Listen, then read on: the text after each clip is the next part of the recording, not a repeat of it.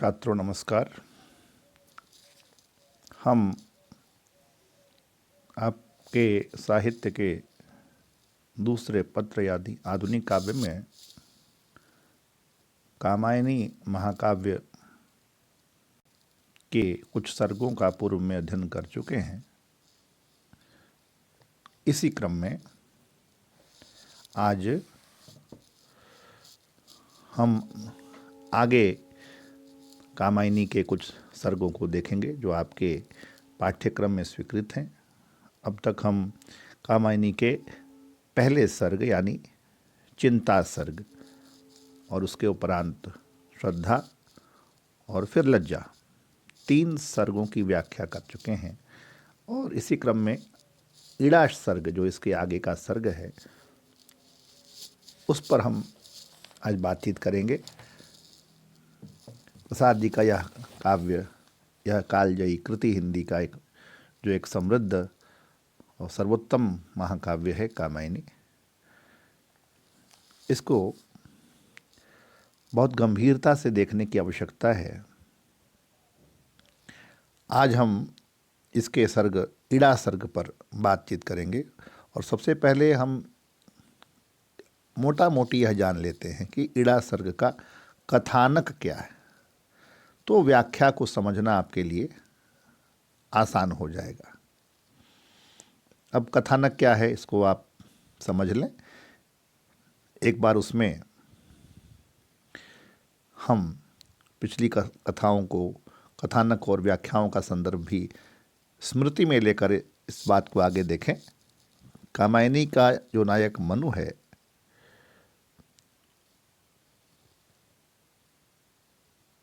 श्रद्धा भटकती हुई उनके पास आती है। उनका मनु से विवाह हो जाता है। कुछ दिनों तक उसके मन में लज्जा और लज्जा के बाद में फिर उससे मनु और श्रद्धा साथ साथ जीवन बिताने लगते हैं। लेकिन फिर एक दिन अकेला छोड़कर श्रद्धा को मनु और आगे की ओर यानी हिमालय में उनका वास है, तो हिमालय की और ऊंची चोटियों की ओर और ऊंचे पर्वतों की ओर, अपनी गुफा जहाँ उनकी थी वहाँ से वो नीचे की ओर, अब क्योंकि पानी धीरे धीरे प्रलय का जल घट रहा है, नीचे उतर रहा है, तो नीचे की ओर आते हैं। अब वो जिन नीचे उतर रहे हैं तो रास्ते में अनेक पहाड़, नदियाँ और तेजी से सभी तरफ से नदियाँ, स्वाभाविक है, बर्फ़ से ढके पहाड़ हैं तो झरने भी होंगे, नदियाँ भी होंगी, ग्लेशियर्स भी होंगे, हिमनद, तो सबका प्रवाह नीचे की ओर जाएगा। और एक तरफ तो इन सब का जल के तमाम रूपों का प्रवाह है, तो दूसरी तरफ मनु के दिमाग में भी, मनु के मस्तिष्क में भी विचारों का एक प्रवाह है। और नीचे की ओर प्रवाह प्रसाद जी का बड़ा सूक्ष्म संकेत है कि अब तक जो यात्रा है वह आरोहण की यात्रा है और अब एक यात्रा है जो अवरोहण की, नीचे की यात्रा है। मनु का मन भी अब नीचे की ओर, जैसे पानी नीचे की ओर अपनी ज़मीन तलाशता है, वैसे मनु भी अज्ञात दिशा में नीचे की ओर सहजता से चले जा रहे थे। अनेक प्रकार के उनके मन में संकल्प, विकल्प, अनेक प्रकार के विचारों में उनका मन लीन है। हृदय में उनके तमाम तरह की बातें हैं, विषमता है, देवों का पतन है, श्रद्धा का मिलना है, तो तमाम तरह के संघर्ष जो प्रकृति के साथ देवों के थे और इत्यादि सब कुछ, तमाम तरह की स्मृतियाँ उनके दिमाग में हैं। उन सबको लेकर के वह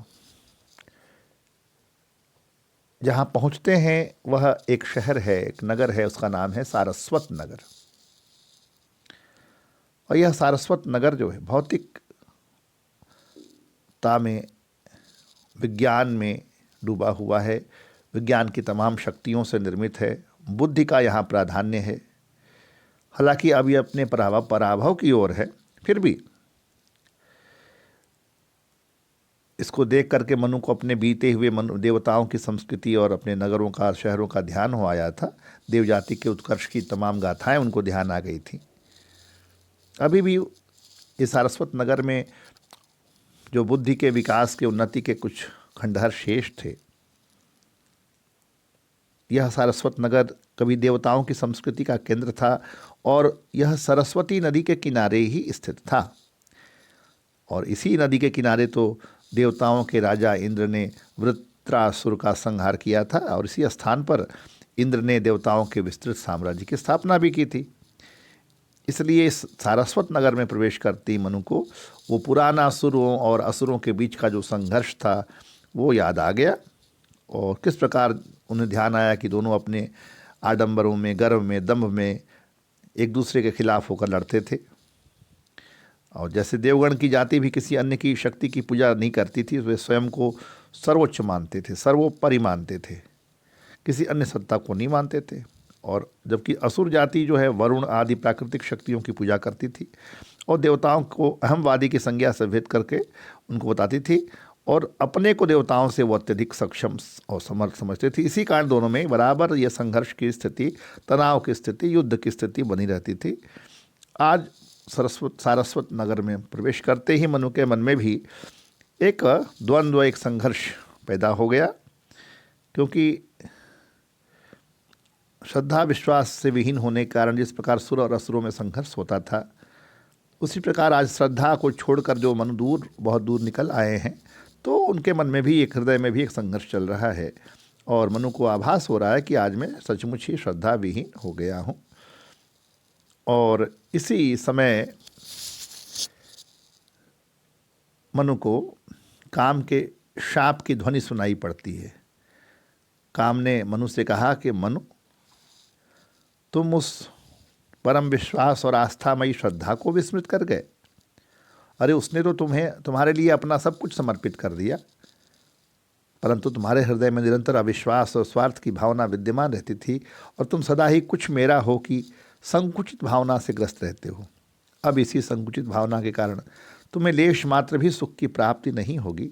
तुम्हारे जीवन में सदा ही संघर्ष चलता रहेगा और तुम जिस प्रजातंत्र को स्थापित करना चाहते हो वह प्रजातंत्र भी पूर्णतया शाप से भरा रहेगा। तुम्हारी समग्र प्रजा भेदभाव से भर जाएगी। वह अनेक प्रकार की समस्याओं में उलझकर अपने विनाश को प्रयास करेगी। प्रजा में कोलाहल होगा, कलह हो गया, प्रजा को अपनी अभिष्ट वस्तु की प्राप्ति नहीं होगी। उसके अंत में हमेशा परिणाम में कष्ट प्राप्त होगा, दुख प्राप्त होगा। वे एक दूसरे को भी प्रजाजन अपरिचित समझेंगे। तुम्हारे पास सब कुछ होने के पश्चात भी उन्हें संतोष की प्राप्ति, उनके पास सब कुछ होने के पश्चात भी उन्हें संतोष की प्राप्ति नहीं होगी। उनका उनकी जो विचारधारा है वो संकुचित होगी, दृष्टि जो है कुंठित होगी और तमाम तरह की कठिनाइयाँ तुम्हारी प्रजातंत्र तो बना लोगे, लेकिन कठिनाइयाँ अनेक तुम्हारे सामने हमेशा रहेंगी और अनेक प्रकार की शंकाएं होंगी। स्वजनों में विरोध होगा, सर्वत्र निर्धनता रहेगी, हृदय में पवित्र स्नेह प्रेम का अभाव होगा, मस्तिष्क और हृदय का दोनों का हमेशा विरोध बना रहेगा। मनुष्य की और मनुष्यता की जो शक्ति है उसका ह्रास होता जाएगा। पूरा जीवन तुम्हारा संघर्षमय बन जाएगा और जरा मरण के चक्र में प्रजा हमेशा अशांत रहेगी और इस रहस्य से अवगत नहीं हो सकेगी प्रजा कि जीवन में श्रद्धा युक्त रहने से यह धारा कल्याणमयी बन सकती है, अन्यथा यह संसार संकट तथा संघर्ष से ही परिपूर्ण रहता है। अचानक ही काम की यह शाप ध्वनि, जो अब तक काम ने यह शाप मनु को दिया है, अचानक यह शाप की जो आवाज़ आ रही थी वो बंद हो गई और मनु किंग कर्तव्य विमूढ़ स्थिति में अवाक होकर अपने दुखमय भविष्य के विषय में खड़े खड़े सुनते रहे। वे गंभीरता से सोचते भी रहे कि अब तो जीवन में असीम यंत्रणाएं सहनी पड़ेंगी और उन्हें दूर करने का कोई हल भी उनको नहीं मिल रहा दिखाई पड़ रहा है।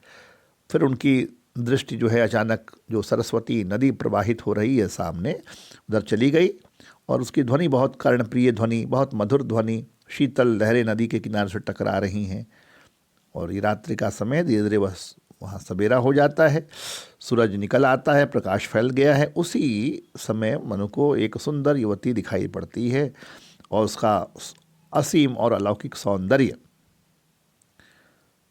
वो अद्भुत है। उसके मुख को देख करके, उसके सौंदर्य को, उसके केश को देख करके, उसके ललाट को देख करके, आंखों में अनुराग विराग को देख करके वो ज्ञान विज्ञान से परिपूर्ण स्त्री प्रतीत हो रही है।